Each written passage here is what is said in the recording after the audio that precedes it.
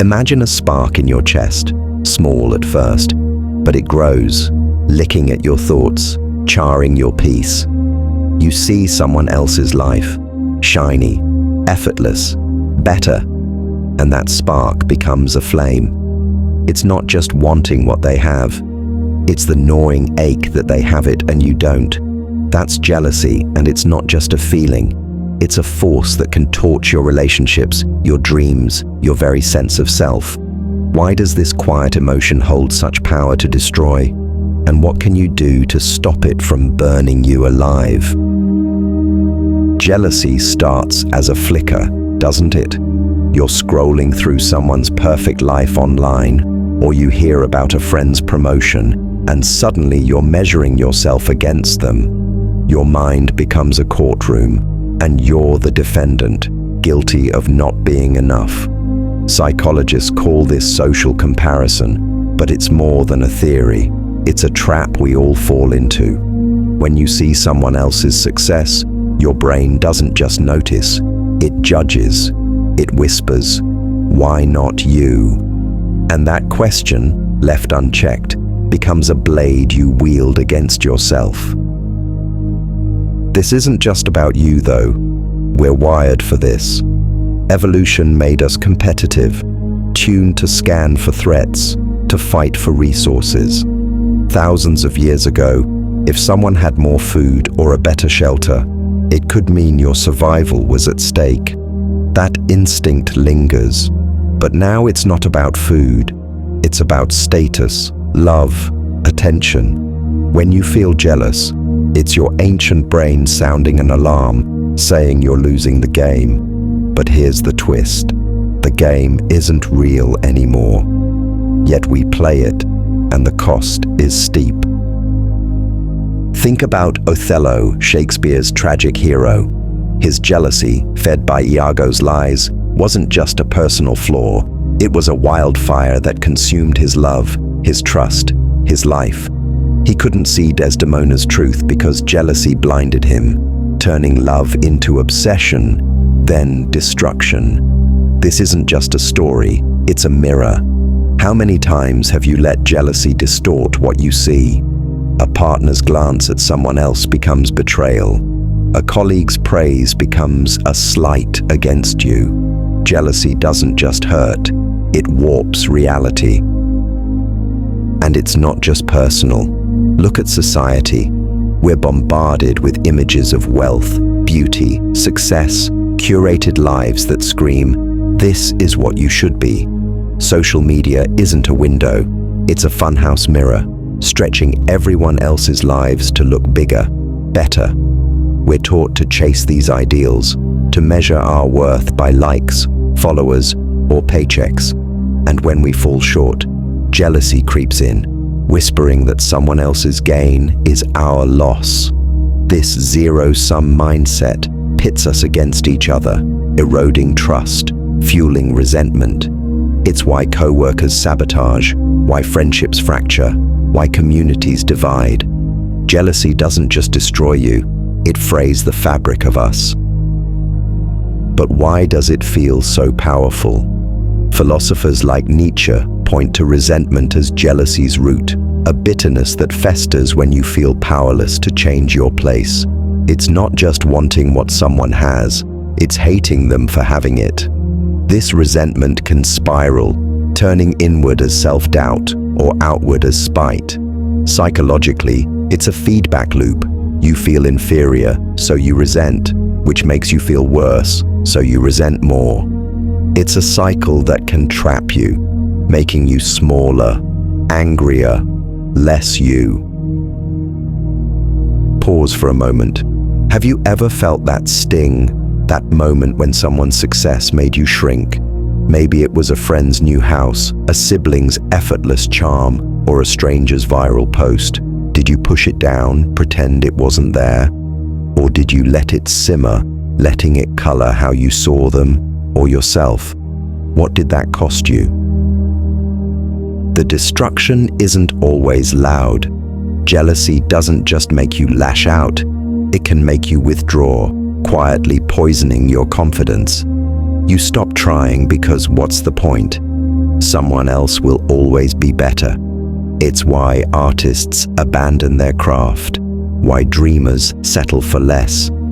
Jealousy convinces you that your worth is tied to being the best, and when you're not, it's easier to give up than to keep going.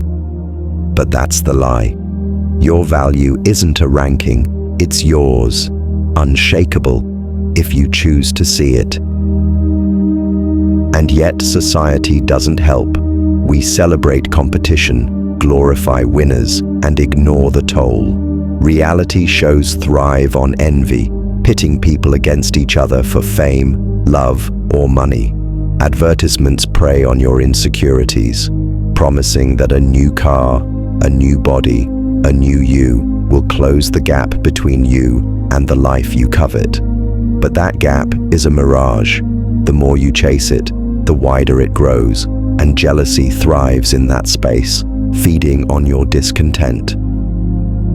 So, how do you break free? The first step is to face it. Jealousy isn't a monster to slay. It's a signal, a clue that something deeper is unmet. Maybe it's a dream you've buried, a fear you've ignored. When you feel that spark, don't shove it down. Look at it. Ask yourself, what am I really wanting? Is it the thing they have, or is it the feeling you think it brings? Security, love, freedom. Naming it strips jealousy of its power, turning it from a flame into a guide. Then shift your gaze.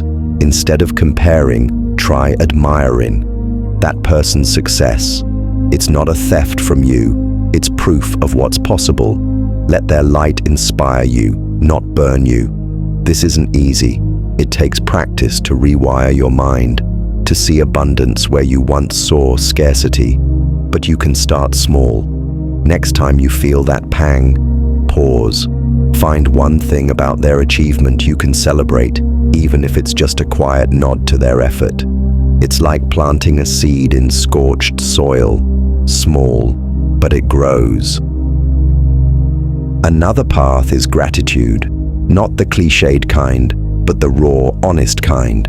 Look at your life, not the gaps, but the gifts. The Stoic philosopher Epictetus said, "There is only one way to happiness, and that is to cease worrying about things which are beyond our control."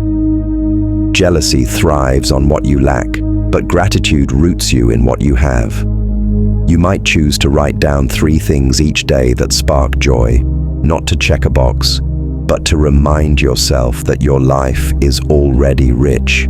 It's not about denying your wants, it's about balancing them with what's real.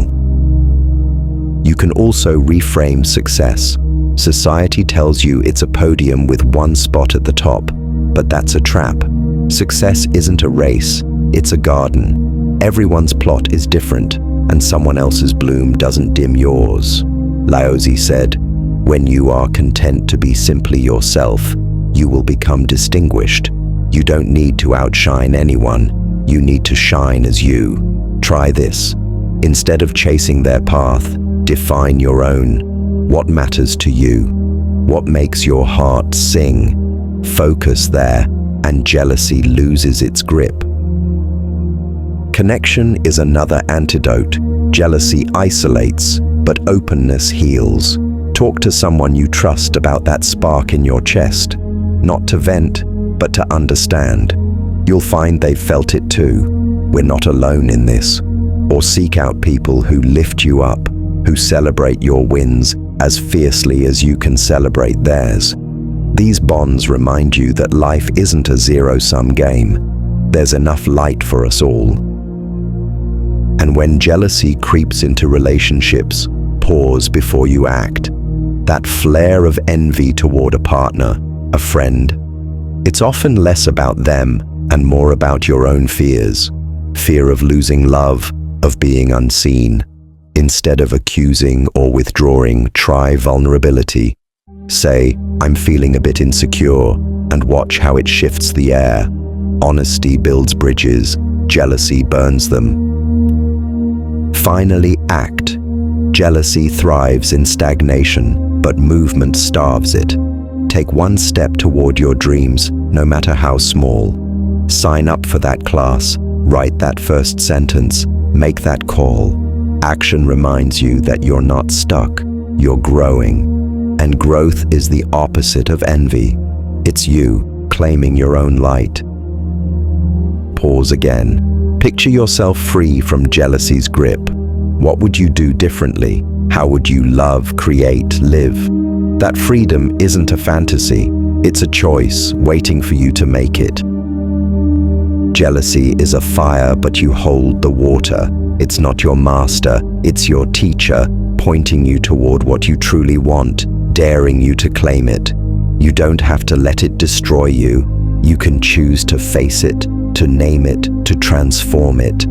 You can choose to see others' light as inspiration, not theft. You can choose to root yourself in gratitude, in connection, in action. This is your life, not a competition, but a canvas. Paint it with courage, with love, with the truth of who you are.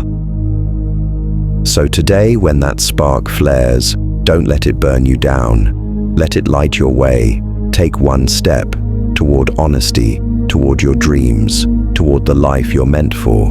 You're not just enough. You're extraordinary, and no one else's shine can dim that. Start now. The world is waiting for you.